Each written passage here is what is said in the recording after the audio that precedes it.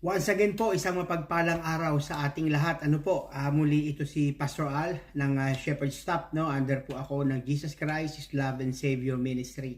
No, sa gusto pong nasa New Zealand, no? Yung gusto pong magsimba sa aming church, welcome po kayo, no? Bukas po ang pintuan para sa inyo. Sama-sama po tayo magpuri sa Panginoon. Ano po? So, kung nagustuhan niyo po ang aking mga videos, paki-share din po, like and share na maabot natin yung iba, mga minamahal kong kapatid, na makarinig ng salita ng Diyos.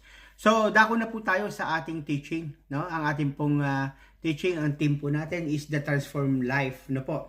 Kahapon po, napag-usapan natin yung the surrendered life, no? Sa Romans 12:1, present your body as living sacrifice.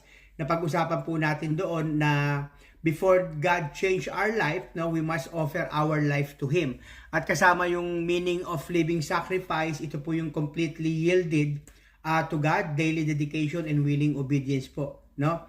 Transformation po happen pag tayo po ay fully surrender. Ano po? Ayan po ang ating napag-usapan. At ngayon po, pag-usapan natin yung point number 2 natin, yung the separated life. No? Yung buhay na nakahiwalay. I remember sabi sa 2 Timothy 2:21, if anyone cleanses himself from what is dishonorable, will be a vessel of honorable use, set apart as holy, useful for the masters of the house, and ready for every good work. Lagi po natin tandaan, why are we separated? Kaya nga sabi sa Romans 12:2, be not conformed to the pattern of the world. Because we are separated, mga minamahal, it's kasi, sabi nga sa 2 Timothy 2:21, we are set apart. Ibig sabihin, inihiwalay tayo ng Diyos sa mundong ito para magamit niya tayo sa kanyang kapurihan for His glory. Ano po? Kaya nga po, ang sa separated life, the transformed life refuses to follow the pattern of the world. Yun po yung transformed life. No? Separated po tayo, nire-refuse natin to follow the pattern of the world, mga minamahal kong kapatid. No? At yung mga gawain nito. No? Ang mundo po ay tinuturo yung pride, no? Maging proud ka sa sarili mo, no? Kaya mas gusto natin, mas marami tayong likes, mas maraming followers, kaya ginagawa natin lahat para meron pong mag-follow sa atin. Kahit na yung karangalan natin ay nakakahiya ng gawin, ginagawa natin because we want to earn what? Yung like at follows, no?